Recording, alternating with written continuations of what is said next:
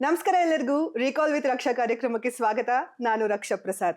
ಇವತ್ತು ನಮ್ಮ ಸ್ಯಾಂಡಲ್ವುಡ್ ನ ಟ್ಯಾಲೆಂಟೆಡ್ ಲಿರಿಸಿಸ್ಟ್ ಅಂತ ಹೇಳ್ಬೋದು ನಮ್ಮ ಜೊತೆಗೆ ಈ ಒಂದು ಕಾರ್ಯಕ್ರಮದಲ್ಲಿದ್ದಾರೆ. ಇವರು ನಾರಾಯಣ ನಾರಾಯಣ ಅಂತ ಹೇಳ್ಕೊಂಡು ಎಲ್ಲರ ಮನಸ್ಸನ್ನ ಗೆದ್ದು ನಿಗೂಢ ನಿಗೂಢ ಅಂತ ಹಾಡುಗಳನ್ನ ಬರೆದು ಮರಳಿ ಮನಸ್ಸಾಗಿರೋ ಮಾಯಾವಿ ನಾಗಾರ್ಜುನ್ ಶರ್ಮಾ ಅವರಿದ್ದಾರೆ. Welcome to my show Nagarjun ಅವರೇ, ಹೇಗಿದ್ದೀರಾ?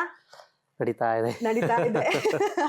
ಇನ್ನು ಲಿರಿಕ್ಸ್ ಅದೇ ಬರೆಯೋ ಮೈಂಡ್ ಅಲ್ಲೇ ಇದ್ದೀರಾ? ಸ್ವಲ್ಪ ಆಚೆ ಬಂದಿದ್ದೀರಾ ಅಥವಾ ಇನ್ನು ಈ ಕ್ಷಣಕ್ಕೂ ಈ ಹಾಡಿಗೆ ಈ ಲಿರಿಕ್ಸ್ ಬರಿಬೇಕಂತ ಯೋಚನೆ ಮಾಡ್ತಾ ಇದ್ದೀರಾ? ಹೇಗೆ ಅದ್ ನಮಗ್ ಗೊತ್ತಿಲ್ಲದೆ ಬಂದ್ಬಿಡುತ್ತೆ ಅಂತೀರಾ?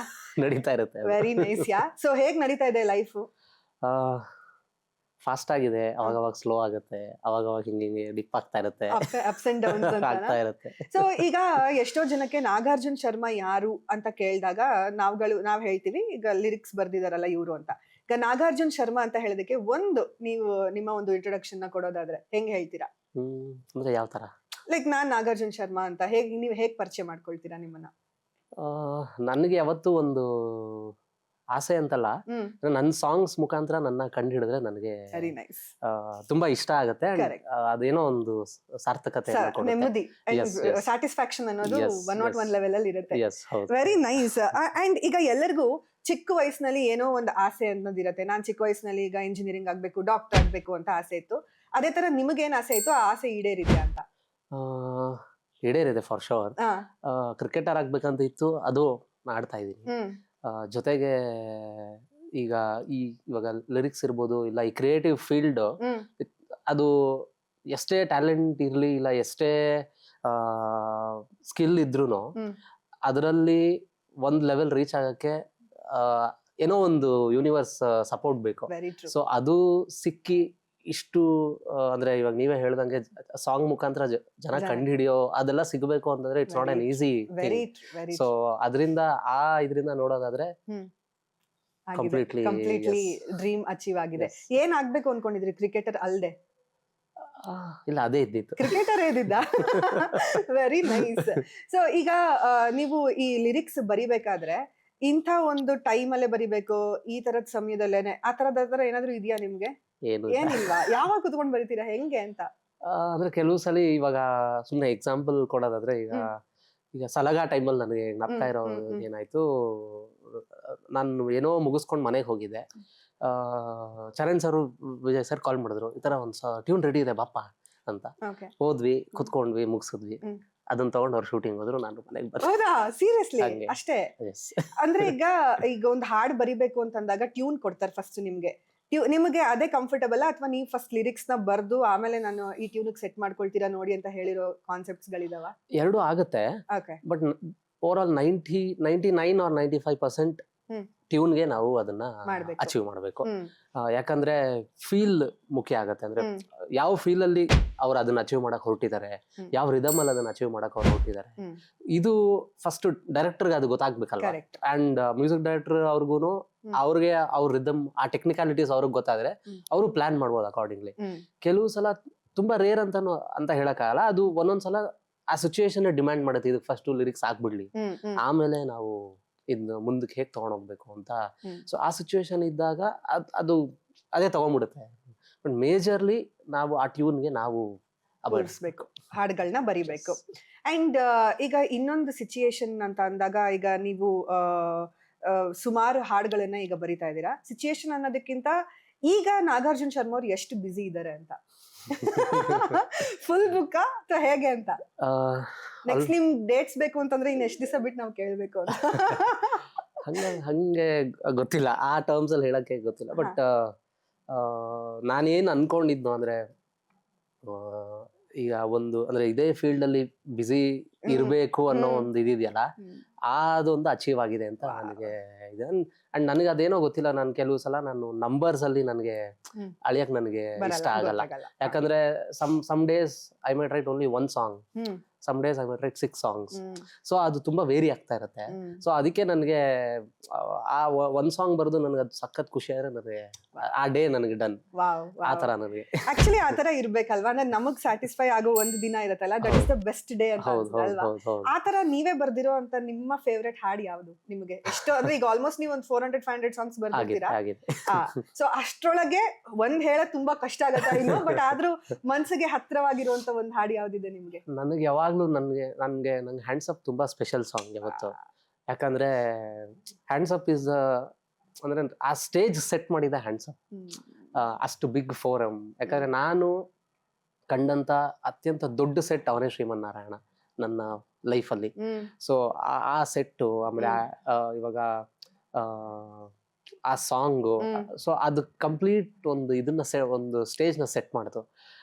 ಅದ್ರ ಜೊತೆಗೆ ಅದರಲ್ಲಿ ಆ ಕೊರಿಯೋಗ್ರಫಿ ಇರ್ಬೋದು, ಕಂಪ್ಲೀಟ್ ಅಂದ್ರೆ ಅದೊಂಥರ ಎಲ್ಲ ಹಿಂಗ್ ಕೂಡ್ ಬರೋದು ಅಂತ ಹೇಳ್ತಾರಲ್ಲ. ಸೊ ನನಗೆ ಅದ್ರ ಎಮೋಷನಲ್ ಅಂತಲ್ಲ, ಇವಾಗ 400 ಅಂತ ತಗೊಂಡ್ರೆ this one song gave me all 399 songs. ಅಲ್ಲಿ ಚರಣ್ ಸರ್ ಸಿಕ್ಕಿದ್ರು, ಅವಾಗ ಅಜ್ಜು ಸರ್ ಸಿಕ್ಕಿದ್ರು.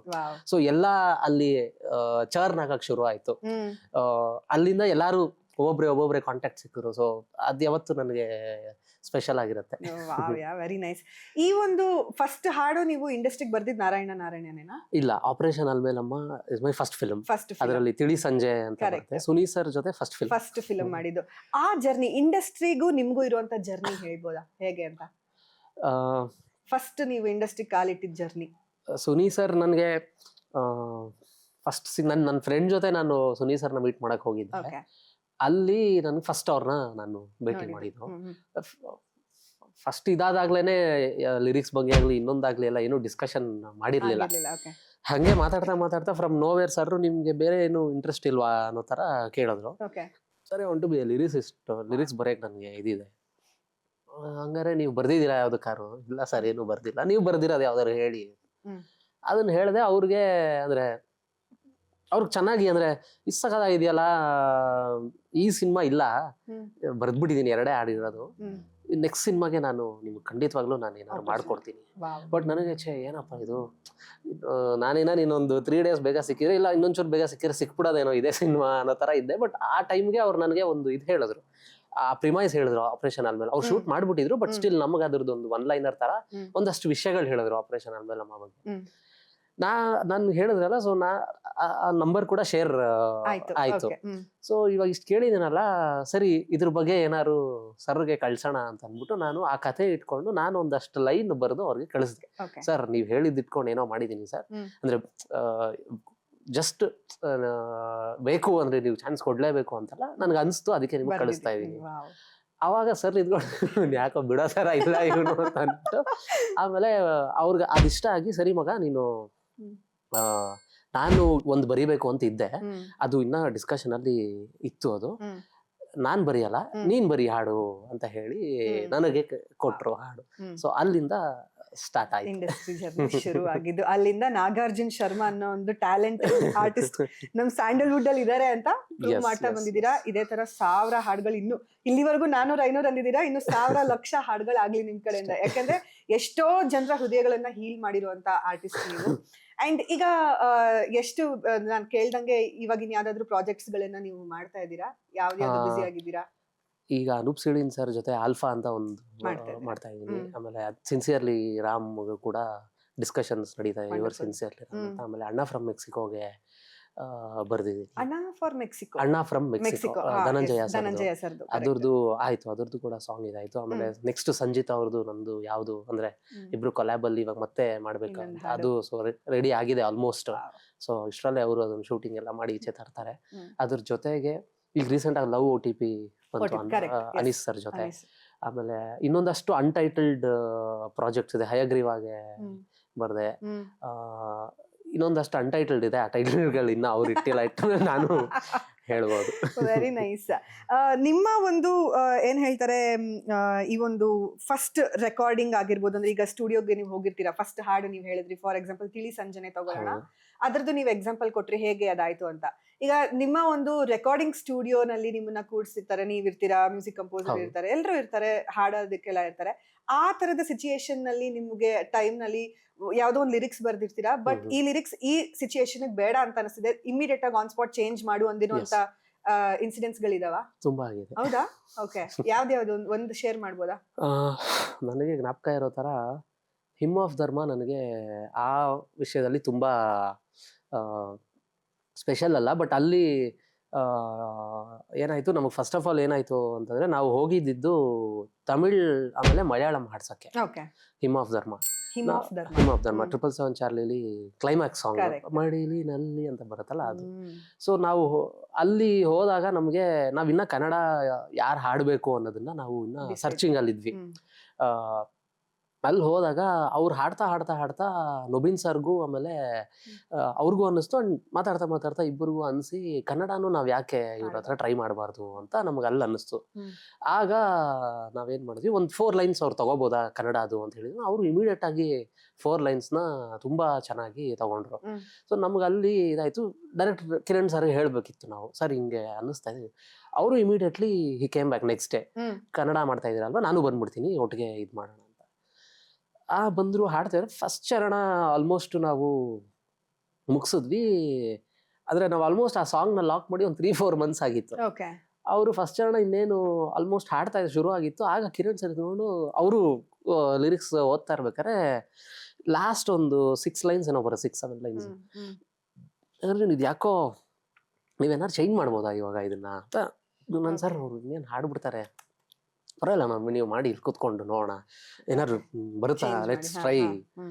ನಾನು ಸರಿ ಸರ್ ಆಯಿತು, ಏನೋ ಮಾಡೋಣ ಸರ್ ಆಯಿತು ಅಂತ ಹೇಳಿ ಒಂದು 2 ನಿಮಿಷ ನಾನು ಸ್ಟುಡಿಯೋಯಿಂದ ಈಚೆ ಬಿಟ್ಬಿಟ್ಟು ಫೋನ್ ಇಟ್ಕೊಂಡು ಕೂತ್ಕೊಂಡು ಆವಾಗ ಇದು ಬರೆದಿದ್ದು, ಏನು ನನ್ನಯ ಯಸ್ಸನ್ನು ಬೇಕಾದರೆ ವರ್ಗಾಯಿಸು, ಪ್ರಾಮಾಣಿಕ ಜೀವಾಳವ ದಯವಿಟ್ಟು ಹೇಗೋ ಉಳಿಸು ಅನ್ನೋ ಅಂತ ಅಲ್ಲಿಂದ ಶುರು ಆಗೋ ಕೆಲವು ಲೈನ್ಸ್ ಎಲ್ಲ ಅಲ್ಲಿ ಬರೆದಿತ್ತು.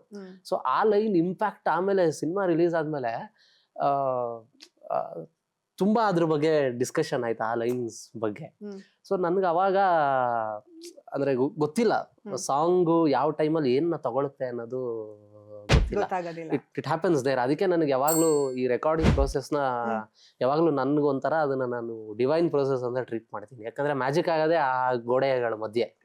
ನಾವು ಇಲ್ಲೊಂದು ಬರುತ್ತೆ ತಗೊಂಡ್ ಹೋಗ್ತೀವಿ, ಟ್ಯೂನ್ ಮಾಡಿರ್ತಾರೆ, ಬಟ್ ಒಬ್ರು ಬಂದು ಹಾಡಿ ಅದಕ್ಕೆ ಲೈಫ್ ಕೊಡ್ತಾರಲ್ಲ, ಅಂದ್ರೆ ಅವ್ರದ್ದು ಅಲ್ದೇ ಇರೋದನ್ನ ಅವ್ರದ್ದು ಅನ್ಕೊಂಡು ಅವ್ರ ಲೈಫ್ ತುಂಬ್ತಾರೆ. So song is a very strange thing for a singer. ಅಂದ್ರೆ ಅವರು ಬರದೇ ಲಾಸ್ಟ್ ಸ್ಟೇಜ್ ಅಲ್ಲಿ. ಸೊ ಅದನ್ನ ಅವ್ರದ್ದು ಅಂತ ಅನ್ಕೊಂಡು ಅವರು ಅದಕ್ಕೆ ಜೀವ ತುಂಬ್ತಾರೆ. ಸೊ ಅದು ನನಗೆ ತುಂಬಾ ಡಿವೈನ್ ಪ್ರೊಸೆಸ್ ಅನ್ಸುತ್ತೆ ಯಾವಾಗ್ಲೂ. ಈ ತರ ಒಂದು ಸ್ಟೋರೀಸ್ ಎಲ್ಲ ಕೇಳಿದ್ಮೇಲೆ ನನಗೆ ಅಂದ್ರೆ ಇವಾಗ ನಿಮ್ಗೆ ಬರೆಯೋದಕ್ಕೆ ಒಂದು ಆ ಇಮಿಡಿಯೇಟ್ ಆನ್ ಸ್ಪಾಟ್ ಅಲ್ಲಿ ಚೇಂಜ್ ಮಾಡು ಅಂತಂದಾಗ ನೀವು ಮಾಡೋದಿದೆ. ಬಟ್ ಆದ್ರೂ ನಿಮ್ಗೆಲ್ಲೋ ನಿಮ್ ಮನ್ಸಿನಲ್ಲಿ ಇಲ್ಲ ಸರ್ ಇದೇ ಸರಿಗಿದೆ ಆ ತರದ ಟೈಮ್ ನಲ್ಲಿ ನೀವು ಅಂದ್ರೆ ಇಲ್ಲ ನಂಗೆ ಇದೇ ಲೈನ್ ಬೇಕು ಅಂತ ನೀವು ಕಂಪೋಸರ್ ಹತ್ರ ಆಗಿರ್ಬೋದು ಅಥವಾ ಡೈರೆಕ್ಟರ್ಸ್ ಹತ್ರ ಆಗಿರ್ಬೋದು, ಇಲ್ಲ ನಂಗೆ ಬೇಕು ಅಂತ ಹಠ ಹಿಡಿದು ಕೂತಿರೋಂಥದ್ದು ಸಾಲ್ಗಳು ಆಗುತ್ತೆ. ಹಂಗು ಆಗಿರೋದು ಉಂಟು. ಬಟ್ ಅಂದ್ರೆ ಅದೊಂದ್ ಸ್ವಲ್ಪ ಟ್ರಿಕ್ಕಿ ಇರುತ್ತೆ. ಯಾಕಂದ್ರೆ ಕೆಲವು ಸಲ ಏನಾಗ್ಬಿಡುತ್ತೆ ಅಂದ್ರೆ ಈಗ ನಾವ್ ಒಂದು ಈಗ ನಮ್ಗೆ ರೈಟಿಂಗ್ ಅಲ್ಲಿ ಕಿಲ್ಲಿಂಗ್ ದ ಡಿಯರ್ ಒನ್ಸ್ ಅಂತ ಕರಿತೀವಿ ನಾವು. ಸೊ ನಮ್ ಡಿಯರ್ ಕ್ಯಾರೆಕ್ಟರ್ಸ್ ನ ಕೆಲವು ಸಲ ನಮ್ಗೆ ಕಿಲ್ ಮಾಡಕ್ಕೆ ಇಷ್ಟ ಆಗಲ್ಲ, ನಾವು ಒಂದ್ ಸ್ವಲ್ಪ ಅಂತರ ಇರುತ್ತೆ. ಸೊ ಅದೇ ತರ ಲಿರಿಕ್ಸ್ ಅಲ್ಲಿ ಕೆಲವು ಸಲ ಏನಾಗ್ಬಿಡುತ್ತೆ, ಇವಾಗ ನಮ್ ಲಿರಿಕ್ಸ್ ನ ತುಂಬಾ ಇಷ್ಟಪಟ್ಬಿಡ್ತೀವಿ ಬರಿತಾ ನಮ್ಗೆ ಬಹುಶಃ 2-3 ಪರ್ಸ್ಪೆಕ್ಟಿವ್ ಒಂದೊಂದ್ಸಲ ಸಿಗದೆ ಇರ್ಬೋದು ನಿಮ್ಗೆ. ಆ 2-3 ಪರ್ಸ್ಪೆಕ್ಟಿವ್ ಅಪೋಸಿಟ್ ಅಲ್ಲಿ ಇರೋರ್ಗೆ ಸಿಗ್ತಾ ಇರುತ್ತೆ. ಸೊ ಅದನ್ನು ಒಂದೊಂದ್ಸಲ ನಾವು ಅನಲೈಸ್ ಮಾಡ್ಬೇಕಾಗತ್ತೆ. ಇವಾಗ ನಾವು ಆಬ್ವಿಯಸ್ಲಿ ಅವ್ರವ್ರ ಮಕ್ಕಳು ಅವ್ರವ್ರಿಗೆ ಮುದ್ದಲ್ವಾ. ಸೊ ಆ ತರ ಅದು ಒಂದೊಂದ್ಸಲ ಏನಾಗುತ್ತೆ, ನಾವು ಇದ್ರ ಮೇಲೆ ತುಂಬಾ ಪ್ರೀತಿ ಬೆಳೆಸ್ಕೊಂಡಿದಿರ್ಲಿ ಅಂತ ಇದೀವ, ಇಲ್ಲ ಅವ್ರು ಹೇಳ್ತಿರೋ ಪಾಯಿಂಟ್ ವ್ಯಾಲಿಡ್ ಆಗಿದ್ಯಾ, ಇದಿಷ್ಟನ್ನು ನೋಡಿ ಒಂದೊಂದ್ಸಲ ಅದು ಆಟ ಮಾಡ್ಬೇಕಾಗತ್ತೆ. ಕೆಲವು ಸಲ ಅವ್ರಿಗೂ ಅನ್ಸಿರುತ್ತೆ, ಇಲ್ಲ ಸರ್ ಇದು ಯಾಕೋ ನನಗೇನೋ ಒಂದು ಗಟ್ಸ್ ಫೀಲಿಂಗ್ ಇದೆ ಅಂತಂದಾಗ ಆತರ ಬಿಟ್ಟಿರೋದು ಉಂಟು. ಇದೆ ಯಾವ್ದಾದ್ರು ಒಂದು ಎಕ್ಸಾಂಪಲ್, ಯಾವ್ದಾದ್ರು ಹಾಡಿದ್ದು ಆ ತರದ್ದು ಆಗಿರೋದಿದ್ಯಾ? ಆತರ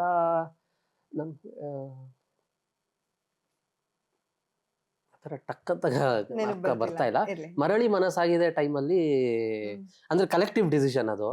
ಅಜ್ಜು ಸರ್ ನಾವು ಎಲ್ಲ ಕೂತಿರ್ಬೇಕಾದ್ರೆ ಮಿಂಚುತ್ತಿದೆ ಅನ್ನೋ ಕೋರಸ್ ಪಾರ್ಟ್ ಅಜ್ಜು ಸರ್ ಹೇಳಿದ್ರು, ಇಲ್ಲ ಇದಿರ್ಲಿ ಯಾಕೋ ಅವರು ಹೇಳ್ತಾ ಇದಾರೆ ಅದನ್ನ ಅಂತ ಅಜ್ಜು ಸರ್ ಹೇಳಿದ್ರು. ಅದ್ ಈಚೆ ಬಂದು ಆ ಕೋರಸ್ ಚೆನ್ನಾಗಿ ವರ್ಕ್ ಆಯ್ತು ಅದು. ಸೊ ಅವಾಗ ಈಗ ಎಷ್ಟೋ ಜನ ಸಿಂಗರ್ಸ್ ಗಳು ನಿಮ್ಮ ಹಾಡುಗಳನ್ನ ಹಾಡಿದ್ದಾರೆ.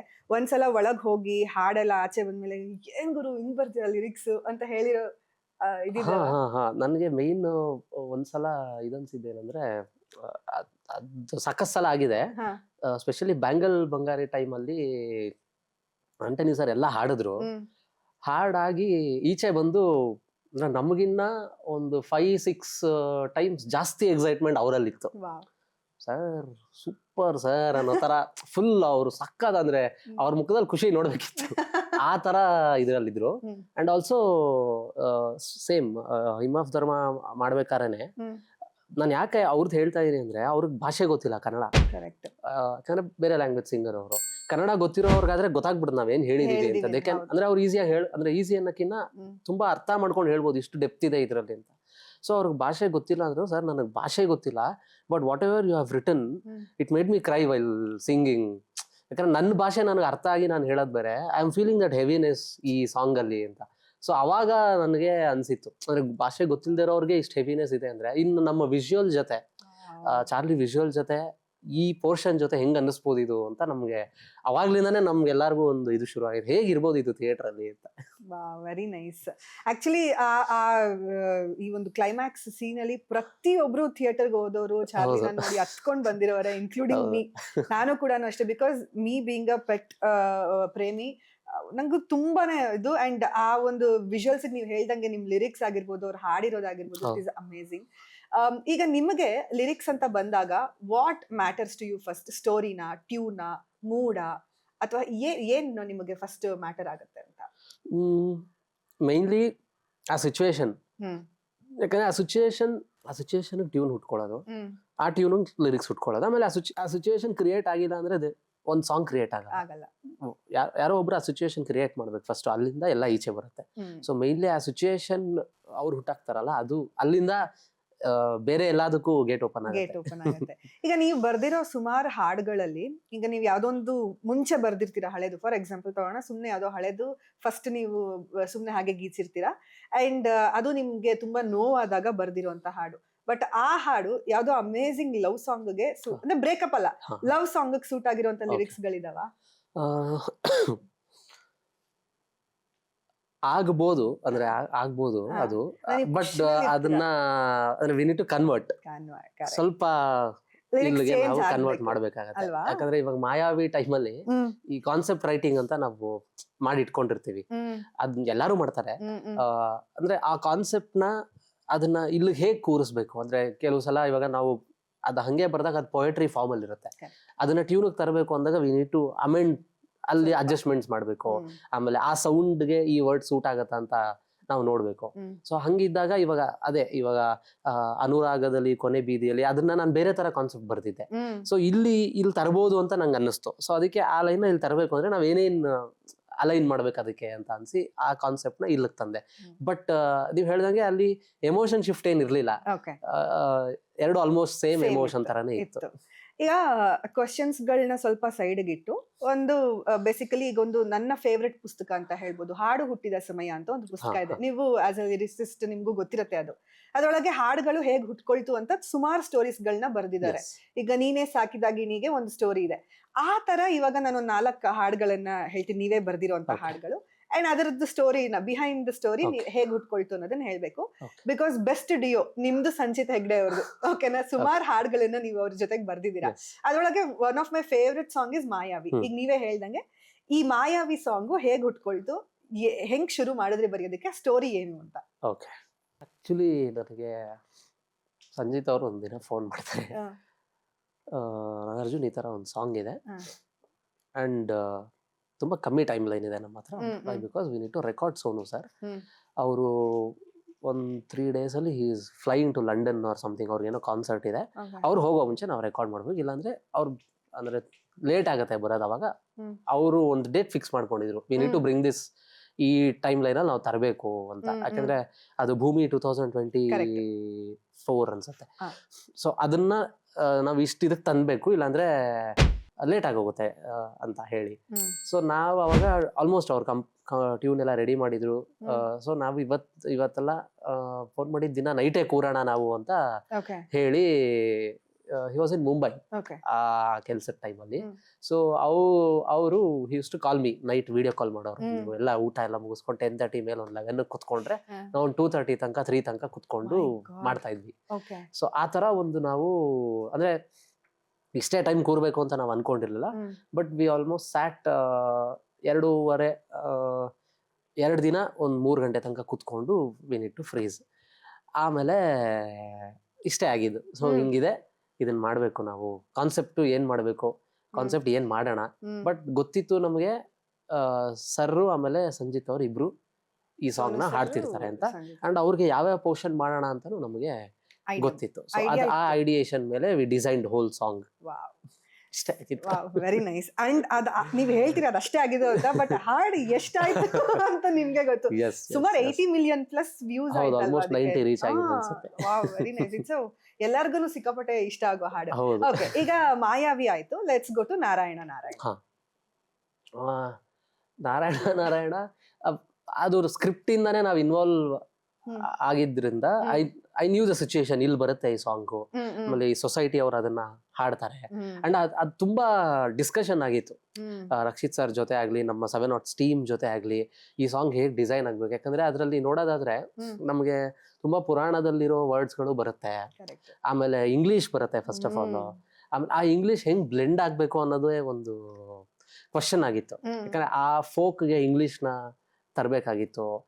ಸೊ ಅದು ಹುಟ್ಕೊಂಡಿದ್ದು ಹಿಂಗೆ ಅನ್ನೋಕ್ಕಿಂತ ಅದು ಆಗಿದ್ದ ರೀತಿನೇ ತುಂಬಾ ಡಿಸ್ಕಷನ್ ಅಲ್ಲಿ ಆಯ್ತು. ಇದು ಹೀಗ್ ಮಾಡಿದ್ರೆ ಇದು, ಯಾಕಂದ್ರೆ ಎಲ್ಲೂ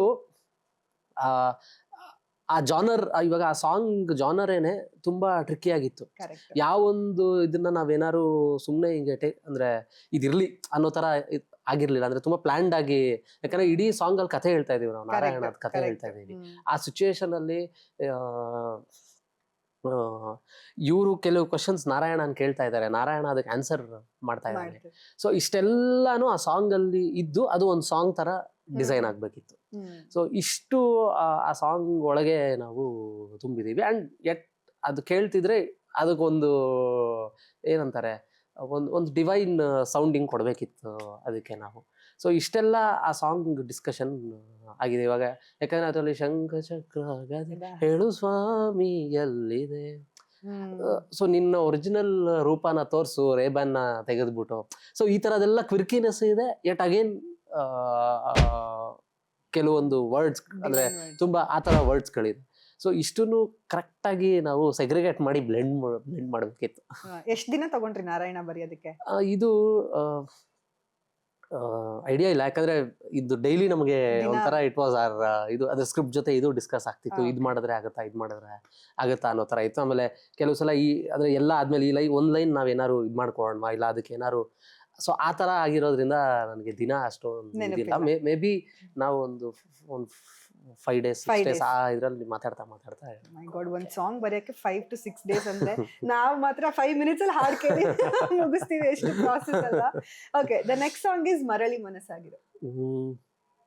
ಮರಳಿ ಮನಸ್ಸಾಗಿದೇನು ಫಸ್ಟ್ ವರ್ಷನ್ ಡೈರೆಕ್ಟರ್ ಸರ್ ಜೊತೆ ಕೂತ್ಕೊಂಡು ಓಕೆ ಆಗಿತ್ತು. ಅಂಡ್ ನನಗೆ ಜ್ಞಾಪಕ ಇದೆ, I went to Ajju sir ಮನೆ, ಲೇಟ್ ನೈಟ್ ಆಗಿತ್ತು ಅವತ್ತು almost. So we went there. ಅವ್ರು ಶೂಟ್ ಆಗೋಗಿತ್ತು ಸಾಂಗ್, ನನ್ಗೆ ಅರ್ಧ ವಿಜುವಲ್ಸ್ ತೋರಿಸಿದ್ರು. ಆ ವಿಜುವಲ್ಸ್ಗೂ ನಾವು ಒಂದಷ್ಟು ಮ್ಯಾಚ್ ಮಾಡ್ಬೇಕಾಗಿತ್ತು. ಸೊ ಅವ್ರ ಮನೆಯಲ್ಲಿ ಕೂತ್ಕೊಂಡು ಲಾಸ್ಟ್ ಸ್ಟೇಜ್ ಆಫ್ ಡಿಸ್ಕಷನ್ನ ನಾವು ಲೇಟ್ ನೈಟ್ ಅಲ್ಲೇ ಕೂತ್ಕೊಂಡು ವಿ ಮೇಡ್ ಏನೇನ್ ಚೇಂಜಸ್ ಬೇಕು ನಾವು ಅಲ್ಲೇ ಇದ್ ಮಾಡಿದ್ವಿ. ಅದು ಕೂಡ ನಾನು ಫಸ್ಟು ಜಡೇಶ್ ಸರ್ ಜೊತೆ ಫಸ್ಟ್ ಸಾಂಗ್ ಅದು. ಸೊ ಈಗ ಲ್ಯಾಂಡ್ ಲಾರ್ಡ್ ಮಾಡ್ತಾ ಇದೀವಿ ಅವ್ರ ಜೊತೆ. ಆಮೇಲೆ ಅವ್ರದೇ ಪ್ರೊಡಕ್ಷನ್ ಅಲ್ಲಿ ಡಿಡಿಕ್ಕಿ ಅಂತ ಒಂದು ಬರ್ತಾ ಇದೆ, ಅದಕ್ಕೆ ಇಳೆಯರಾಜ ಸರ್ ಮ್ಯೂಸಿಕ್. ಸೊ ಅವ್ರ ಮ್ಯೂಸಿಕ್ ಬರೆಯೋ ಒಂದು ಅವಕಾಶ ಆಗ್ಲಿ, ಆಮೇಲೆ ಒಂದು ಇದಾಗ್ಲಿ ನನಗೆ ಆ ಪ್ರಾಜೆಕ್ಟ್ ಇಂದ ಸಿಕ್ತು. ಸೊ ಅವ್ರ ಜೊತೆ ಜರ್ನಿ ಶುರು ಆಗಿದ್ದು ಹಂಗೆ. ಸೊ ಫಸ್ಟ್ ಸಾಂಗೇ ಅಷ್ಟು ಚೆನ್ನಾಗಿ ಅವ್ರ ಜೊತೆ ಇದಾಗಿದ್ರಿಂದ ಅವ್ರು ಯಾವಾಗ್ಲೂ ಸರ್ ಒಂದು ಜರ್ನಿ ಹಂಗೆ ಶುರು ಆಗಿದೆ, ಲೆಟ್ಸ್ ಆ ಜರ್ನಿ ಕಂಟಿನ್ಯೂ ಮಾಡಬೇಕು ನಾವು, we have to create much more super songs ಅನ್ನೋ ತರ. ಫಸ್ಟ್ ಮೀಟಿಂಗ್ ಒಂದು ಕದಂಬ ಹೋಟ್ಲ್ ಹತ್ರ ನಾವಿಬ್ರು ಮೀಟ್ ಆಗಿ ಕಾಫಿ ಕೊಡ್ಕೊಂಡು, ಸರ್ ಹಿಂಗ್ ಒಂದು ಸಾಂಗ್ ಇದೆ, ಇದನ್ನ ನೀವು ಮಾಡ್ಬೇಕು. ಅಜ್ಜು ಸರ್ ಹತ್ರನು, ಅಜ್ಜು ಸರ್ ಹೇಳಿದ್ರು ನಾಗಾರ್ಜುನೆ ಬರೀಲಿ ಅಂತ ಹೇಳಿದ್ದಾರೆ.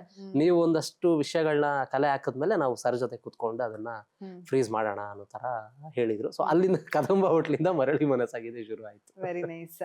ಈಗ ನೆಕ್ಸ್ಟ್ ಇದು ಡೋಂಟ್ ವರಿ ಬೇಬಿ ಚಿನ್ನಮ್ಮ, ಇದು ಅದು ಆಕ್ಚುಲಿ ಭೀಮಾ ಶುರು ಆಗಿತ್ತು ಆಲ್ಮೋಸ್ಟ್ ಸಲಗ ಮುಗಿಯೋ ಟೈಮ್ಗೆನೆ ವಿಜಯ್ ಸರ್ ಫಿಕ್ಸ್ ಆಗ್ಬಿಟ್ಟಿದ್ರು, ಈ ತರ ನನ್ನ ಸಾಂಗ್ ಇರುತ್ತೆ, ನಾವು ಹಿಂಗ್ ಕೂರ್ಬೇಕು. ಆಮೇಲೆ ಅವ್ರಿಗೆ ಇನ್ನೊಂದೇನಂದ್ರೆ ಸಲಗಾಗಿನ್ನ ಭೀಮಾ ಸಾಂಗ್ಸು ನೆಕ್ಸ್ಟ್ ಲೆವೆಲ್ ಹೋಗ್ಬೇಕು. ಆಲ್ರೆಡಿ ಇದು ಹೋಗಿದೆ, ಅದ್ರ ಬಗ್ಗೆ ಮಾತಿಲ್ಲ. ಬಟ್ ಈಗ ನಾವೇನ್ ಮಾಡ್ತೀವಲ್ಲ ದಟ್ ಶುಡ್ ಇದ್ರ ಡಬಲ್ ಅನ್ನೋ ತರ, ಆ ಒಂದು ಇವಾಗ ನಾವೇ ಇದ್ ಮಾಡಿರೋ ತರ ಸೈಕ್ ಆಗ್ಬೇಕು. ಆ ತರ ಆಗ್ಬೇಕು, ಆ ತರ ಎಂಜಾಯ್ ಮಾಡ್ಬೇಕು ಜನ. ಸೊ ಅದು ಡೇ 1 ಇಂದಾನೇ ಅವರು ಅದನ್ನ ಇದ್ ಮಾಡಕ್ ಶುರು ಮಾಡಿದ್ರು. ಅಂದ್ರೆ ಅದು ಒಂಥರ ಮ್ಯಾನಿಫೆಸ್ಟ್ ಅಂತಾನು ಆಗ್ಬೋದು, ಇನ್ನೊಂದು ನಮ್ ತಲೆಗೆ ಹಾಕಕ್ ಶುರು ಮಾಡಿದ್ರು. We have A very bigger responsibility this time ಅನ್ನೋ ತರ.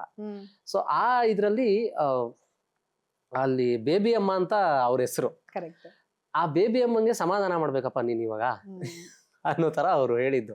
ಅದ್ ಹೆಂಗ್ ಸಮಾಧಾನ ಮಾಡ್ತೀಯ ನೀನ್ ಮಾಡು, ನನಗ್ ಗೊತ್ತಿಲ್ಲ ಅನ್ನೋ ತರ ಅವರು ಅದನ್ನ, ಅಂದ್ರೆ ಅವ್ರದ್ದೇನು ಅಂತಂದ್ರೆ ಅವ್ರ ಇಮೇಜಸ್ ನ ನಮಗ್ ಹೇಳಿ ಬಿಟ್ಬಿಡ್ತಾರೆ ನಮ್ಗೆ ವಿಜಯ್ ಸರ್. ಅಂದ್ರೆ ಅವರು ನಮ್ ಜೊತೆ ಒಂದ್ ಫೋಟೋ ನಾವು ಅಪ್ಲೋಡ್ ಮಾಡಿದೀವಿ ಸಾಂಗ್ ಮುಗಿಸಿದ ದಿನ. ನಾವ್ 3 ಜನ, ನಾನು, ಚರಣ್ ಸರ್, ವಿಜಯ್ ಸರ್ ನಿಂತಿರೋ ತರ ಅವ್ರ ಸ್ಟುಡಿಯೋಲ್ಲೇ ಒಂದು ಫೋಟೋ ಅಪ್ಲೋಡ್ ಮಾಡಿದೀವಿ. ಸೊ ನಾವು ಬೆಳಿಗ್ಗೆ ಹೋಗಿ ಕೂತು, ಅಂದ್ರೆ ಮೋರ್ ಆಫ್ ಎ ಡಿಸ್ಕಷನ್, ಕುತ್ಕೊಂಡು ಏನ್ ಮಾಡೋಣ, ಏನ್ ಇದ್ ಮಾಡೋಣ, ಯಾವ ತರ ಸಮಾಧಾನ ಮಾಡಿಸ್ಬೇಕು ಅಂತ. ನನಗೆ ಒಂದು ಇಮೇಜು ತುಂಬಾ ಸ್ಟ್ರಾಂಗ್ ಆಗಿ ಕೂತ್ಬಿಟ್ಟಿತ್ತು. ಅವರು ಫಸ್ಟ್ ಒಂದು ಮೇಕಿಂಗ್ ಸ್ಟಿಲ್ ಬಿಟ್ಟಾಗ ಅಣ್ಣಮ್ಮನ್ ದೇವಸ್ಥಾನದ ಮುಂದೆ ಇವ್ರು ನಿಂತಿರೋದು, ಎಲ್ಲಾರು ಕ್ರೂ ಕ್ಯಾಸ್ಟ್ ಎಲ್ಲ ನಿಂತಿರೋದು, ನನಗೆ ಅದು ತುಂಬಾ ಚೆನ್ನಾಗಿ ಇಮೇಜ್ ಪ್ಲಾಂಟ್ ಆಗಿ ಹೋಗಿತ್ತು ನನಗೆ. ಅದು ಏನಾಗೋಯ್ತು, ತೀರಾ ಏನೋ ಗೊತ್ತಿಲ್ದಂಗೆನೆ ನಾವು ಇಡೀ ಸಾಂಗ್ ಮುಗಿಸ್ಬಿಟ್ಟು ಒಂದ್ ಲೈನ್ಗೆ ನಾವು ಟ್ರೈ ಮಾಡ್ತಾ ಇದ್ವಿ. ಆ ಹೆವನ್ ಅಲ್ಲಿ ಅಣ್ಣನೇ ಸ್ಟಾರ್ ಅಮ್ಮ, don't worry baby Chinnamma, next line ಏನು ಅನ್ನೋದು ನಾವು ಕ್ರ್ಯಾಕ್ ಮಾಡ್ತಾ ಇದ್ವಿ. ಇನ್ನೊಂದು ಮಾನೇ ಬರ್ಬೇಕು ಆಬ್ವಿಯಸ್ಲಿ. ಏನ್ ಮಾಡಿದಾಗ ಹಂಗೆ ಮಾತಾಡ್ತಾ ನೋವೇರ್ ಒಳ್ಳೆಯವ್ರನ್ನೆಲ್ಲ ಕಾಪಾಡ್ತಾಳೆ ಅಣ್ಣಮ್ಮ ಅಂತ ಬಂದ್ಬಿಡ್ತು. ಸೊ ಆ ಇಮೇಜು ನನಗೆ ಅಷ್ಟು ಸ್ಟ್ರಾಂಗ್ ಆಗಿ ಪ್ಲಾಂಟ್ ಆಗಿತ್ತು ಅನ್ನೋದು ನನಗೆ ಅಲ್ಲಿ ನನಗೆ ಗೊತ್ತಾಯ್ತು. ಸೊ ಈ ಸಾಂಗ್ ಕಂಪ್ಲೀಟ್ ಡಿಸೈನ್ ಆಗಿರೋದೇನೆ ಒಂಥರ, ಅದು ತುಂಬಾ ಗಂಭೀರವಾದ ಸಾಂಗ್. ಬಟ್ ಈಚೆ ಬಂದ್ಮೇಲೆ ತುಂಬಾ ಎಂಜಾಯ್ ಮಾಡಿದ್ರು ಜನ. ಎಸ್, ಅಷ್ಟೇ ಕ್ವಿರ್ಕಿನೆಸ್ ನಾವು ಅದರಲ್ಲಿ ತುಂಬಿದ್ವಿ. ಬಟ್ ನೋಡೋದಾದ್ರೆ ತುಂಬಾ ಗಂಭೀರವಾಗಿದೆ. ಯಾಕಂದ್ರೆ ಬದುಕೋದಕ್ಕೆ ಸಿಗೋದು ಒಂದೇ ಚಾನ್ಸು, ಎತ್ಕೊಂಡು ಹೋಗಕ್ ಮಾಡು 4 ಜನ ಫ್ಯಾನ್ಸ್, ಅಟ್ಲೀಸ್ಟ್ ಹುಟ್ಟಿರೋ ಒಂದು ಇದಕ್ಕೆ 4 ಜನನಾದ್ರೂ ನಿನ್ ಜೊತೆಗೆ ಇಟ್ಕೋ ಅನ್ನೋ ಗಂಭೀರವಾದ ವಿಷಯಗಳನ್ನ ತುಂಬಾ ಕ್ವಿರ್ಕಿಯಾಗಿ ನಾವು ಪಾಸ್ ಮಾಡಿದೀವಿ.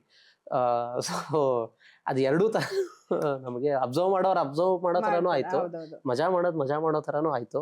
ಆಮೇಲೆ ಕೆಲವು ಫೀಲಿಂಗ್ ಅಲ್ಲಿ ಇದ್ ಮಾಡೋರ್ಗೆ ಆತರ ಒಂದು ಫೀಲಿಂಗ್ ತರನು ಆಯ್ತು. ಒಟ್ನಲ್ಲಿ ಬೇಬಿ ಅಮ್ಮಂಗ್ ಸಮಾಧಾನನು ಆಯ್ತು.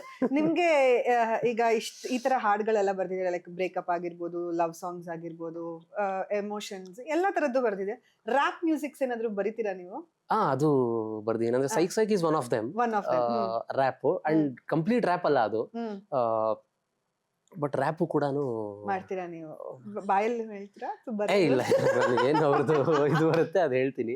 ಅವ್ರ ಲೆವೆಲ್ ಆಫ್ ರ್ಯಾಪ್ ಎಲ್ಲ ಇದು ಮಾಡಕ್ಕೆ ತುಂಬಾ ಕಷ್ಟ ಅನ್ಸುತ್ತೆ. ಬಟ್ ಬರೆಯೋದು ನೀವೇ ಆಗಿರೋದ್ರಿಂದ ಹೇಳ್ಕೊಂಡೆ ತಾನೆ ನೀವು ಬರೀತೀರಾ.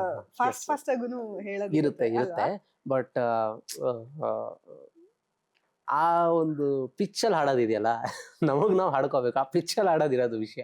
ಸೈಕ್ ಹೇಗೆ, ಹೌ ಡಿಡ್ ಇಟ್ ಹ್ಯಾಪನ್? ಅದು ಸ್ಟಾರ್ಟಿಂಗ್ ಅಲ್ಲಿ ನಮ್ಮಲ್ಲಿ ಇದೆಲ್ಲ ಮಾಡಿ ಕೊಡ್ತಾರೆ ಅಂತೆಲ್ಲ.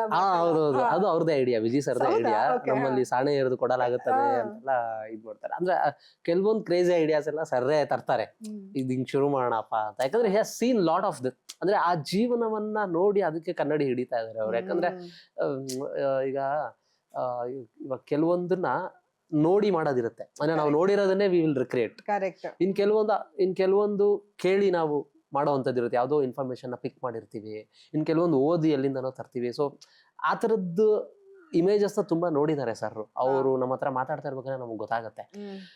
ಆ ಇದ್ರಲ್ಲಿ ಆಕ್ಚುಲಿ ಸೈಕ್ ಬಂದು ನಾವು ಇದ್ದಿದ್ದು ಒಂದು ಐಡಿಯಾ ಏನು ಅಂತಂದ್ರೆ, ಅದು ಒಂದು ಸ್ಕೋರ್, ಅದು ಫಿಲಮ್ ಅಲ್ಲಿ BGM ಸ್ಕೋರ್. ಅದು ಅವರು ಗಾಡಿ ಎತ್ಕೊಂಡು ಡ್ರ್ಯಾಗನ್ ಮಂಜು ಟೀಮ್ ನ ಹೊಡೆಯಕ್ಕೆ ಮೀಟ್ ಆದಕ್ಕೆ ಹೋದಾಗ ಅಲ್ಲಿ ಬರ್ಬೇಕಿದು ಅನ್ನೋ ತರ ಒಂದು, ಆ ರೋಡ್ಸ್ ಅಲ್ಲಿ ಅಂದ್ರೆ ಬ್ಯಾಡ್ ಬಾಯ್ಸ್ ಆನ್ ದ ಸ್ಟ್ರೀಟ್, ಆ ತರ they are on the street ನಾವು ಅನ್ನೋ ತರ ಆಗ್ಬೇಕು ಅಂತ ಶುರು ಆಗಿದ್ದು.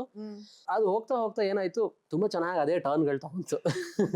ಸೊ ಆ ಫ್ಲೋನ ನಾವು ಫಾಲೋ ಮಾಡ್ತಾ, ಚರಣ್ ಸರ್ ಕೂಡ ಆ ಫ್ಲೋನ ಫಾಲೋ ಮಾಡ್ತಾ ಹೋದ್ರು. ಅಂಡ್ ವೆನ್ MC ಬಿಜು ಅವರು ಆಮೇಲೆ ರಾಹುಲ್ ಟಿಟೋ ಅವರು ಬಂದ್ಮೇಲಂತೂ ಅದಕ್ಕೆ ಇನ್ನೊಂದು ಒಳ್ಳೆ ಕಲರ್ ಸಿಕ್ತು.